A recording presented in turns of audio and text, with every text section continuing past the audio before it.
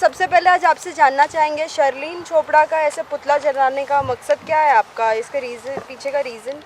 देखिए मुझे ये लगता है कि अभी आपको पता होगा कुछ दिन पहले कितना न्यूज़ वायरल हुआ और अभी नेशनल चैनल पे मैं आपको सच बोलना चाहता हूँ कि देखिए शर्लीन चोपड़ा जो है वो एक देश का कलंक है, वो इंडिया के लिए एक बहुत बड़ा कलंक है।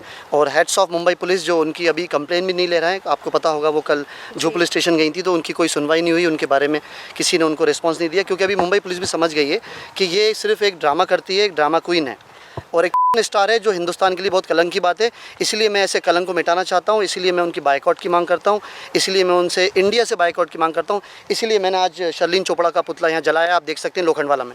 मतलब आपका कहना ये है कि अगर कोई लड़की अगर किसी के साथ गलत हो, अगर वो अपने ऊपर आवाज़ उठा रही तो गलत है, वो लड़की गलत है, और दूसरी जगह जो जिनके ऊपर वो आरोप लगा रही है वो सही है? नहीं, ऐसा मैं नहीं कह रहा हूँ, उसकी पूरी जांच हो। देखिए अगर एक स्टार का क्या काम होता है आप जानती हैं। मैं तो पूरे इंडिया से कहना चाहता हूं कि आप लोग सिर्फ गूगल पे अगर सर्च करेंगे शर्लीन चोपड़ा स्टार तो आपको सामने सारी डिटेल्स आ जाएंगी। रिसेंटली कुंद्रा जी भी ये चीज़ में फंसे थे, तो आप उनको भी बोलोगे कि उनका भी पुतला जलाना चाहिए? नहीं, उसके बारे में देखिए मुझे डिटेल्स मालूम नहीं थी इनके साथ क्या हुआ, और ये सबके सामने मीडिया में आके देखिए एक लेडी होके अगर ऐसी बातें सबके सामने कर रही हैं तो आई थिंक ये बहुत ख़राब बात है कि ये प्राइवेट पार्ट दिखा रहे हैं, वो सब कर रहे हैं, तो ये बहुत गलत चीज़ है जो इंडिया में नहीं होना चाहिए। इंडियन होके स्टार हैं तो मुझे लगता है कि बहुत ख़राब बात है और उनका बाइकआउट इंडिया से होना चाहिए। शर्लीन के बारे में क्या कुछ आपके पास प्रूफ है कि शर्लीन गलत है? देखिए शर्लीन आए दिन ऐसे एलिगेशन लगाती रहती हैं, प्रूफ का साबित करना तो देखिए कोर्ट का काम है।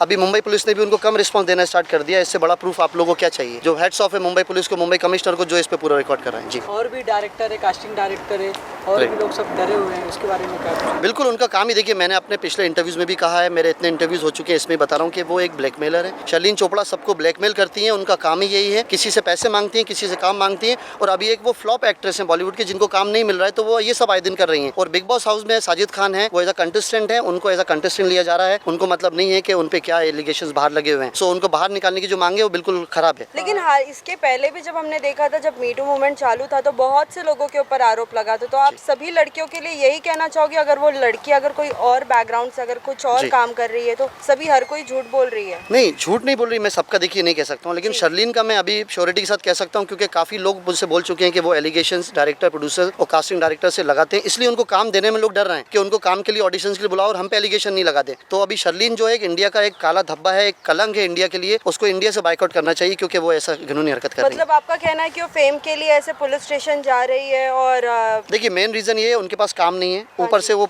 स्टार रह चुकी हैं, आपको मालूम है, उनका बैकग्राउंड आप लोगों को सबको मालूम है, तो मुझे लगता है कि हाँ इसी के लिए वो सब ये कर रही हैं। और अभी मुंबई पुलिस के पास भी देखिए इतना टाइम नहीं है, वो अपने उनकी रिस्पॉन्सिबिलिटी ऑब्वियसली बहुत ज़्यादा है, मुंबई एक इंडिया की सबसे बड़ी सिटीज़ में से एक है, सो उनकी रिस्पॉन्सिबिलिटी बहुत ऊपर है। ऐसे शर्लीन जैसी लड़कियां अगर रोज आएंगी तो वो उसके लिए क्या करेंगे आप बताइए? उन्होंने भी अभी हाथ खड़े कर दिए, वो लोग भी उसको रिस्पॉन्स दे नहीं रहे। शर्लीन जी ने पिछले प्रेस कॉन्फ्रेंस में कहा है कि सलमान जी का आपके ऊपर हाथ है, क्या सच है?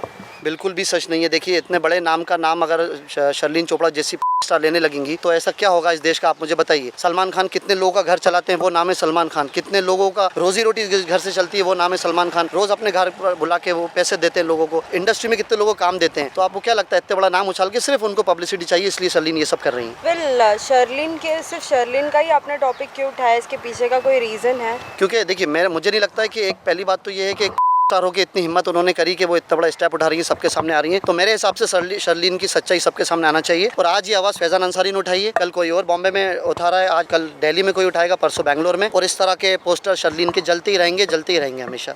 साजिद खान के लिए आप क्या कहना चाहोगे? आपकी तरफ से उनका वो कैसे है? देखिए साजिद खान देखिए जितना मैं जानता हूँ एक बॉलीवुड के जाने माने नाम है, डायरेक्टर प्रोड्यूसर हैं, और बिग बॉस के अंदर गए मतलब ऑलरेडी एक वेल नोन सेलिब्रिटी हैं, और बिग बॉस में आने के बाद ही शर्लीन उनके ऊपर एलिगेशन लगा रही हैं। बिग बॉस में जब नहीं आए थे जब वो क्या कर रही थी बताइए आप मुझे? बिग बॉस में आने के बाद शर्लीन उन पे एलिगेशन बार बार लगा रही है ताकि उनको भी फेम मिले, उनको पब्लिसिटी मिले। तो मेरे हिसाब से किसी पे भी ये सब प्रूफ करना कोर्ट का काम है। मैं अपने पहले इंटरव्यू में कह चुका हूँ, जो ऑलरेडी टाइम्स ऑफ इंडिया में आ चुके हैं, आप देख चुके होंगे, जिसमें क्लियर मेंशन है, टाइम्स ऑफ इंडिया ने मेंशन किया है कि फैजान अंसारी ने ये कहा है कि ये डिसीजन कोर्ट लेगा, ना कि Sherlyn Chopra. Thank you very much. Thank you.